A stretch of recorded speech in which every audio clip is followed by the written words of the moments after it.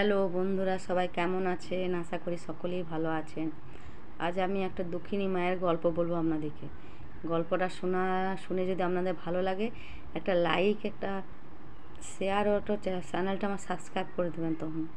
হ্যাঁ, আমি বলছি, আমরা সবাই চেনেন তাকে, আলপনা রুবি চ্যানেলের রুবি দিদিকে দিয়ে কথা। আলপনা রুবি চ্যানেলের সবাই, আলপনা রুবিকে আমরা সবাই চিনি। আলপনা আজ আমাদের মাঝে নেই।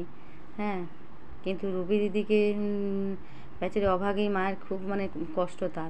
তার কেউ পাশে এখন নেই। তার বিরাট কষ্ট। তার জামাই বলেছিল যখন আলপনা মারা গেছিলো যে আমি আমার মায়ের, শাশুড়ি মায়ের পাশে সারা জীবন থাকবো, কিন্তু এখন আর সে পাশে নেই। সে কিন্তু তাকে ছেড়ে দিয়ে চলে গেছে।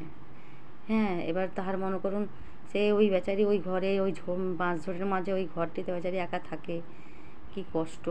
এবার সে অত বড় চ্যানেলটা, 32 লাখের চ্যানেলটা সে একা চালাতে পারছে না। সে তোমার সব জানে না, আগেকার যুগের মানুষ। সে সব এডিটিং ফেডিটিং করতে পারে, সে চালাতে পারেনি বলে সে 12 লাখ টাকায় বিক্রি করে দিয়েছে চ্যানেলটা। ওই জন্য তার ভিডিও আমরা এখন আর দেখতে পাই না। তার ভিডিও কমেডিয়ানটা দেখতে পাই না এখন। সে সব রকমই ভিডিও করছে। তার ওই বিক্রি করা চ্যানেলটাতেও সে আছে, আবার একটা চ্যানেল খুলেছে। দুটো চ্যানেল দেখবেন, রুবি দিদির চ্যানেলগুলো আমরা দেখবেন, খুব ভালো ভালো অভিনয় করে। আজ জামাই বলেছিল যে থাকবো আমার শাশুড়ির পাশে, কিন্তু থাকলো না। থাকাটা উচিত ছিল, কি আর করা যাবে। অনেকেই তো কথা দিয়ে কথা রাখে না, কিছু করার নেই তো আর।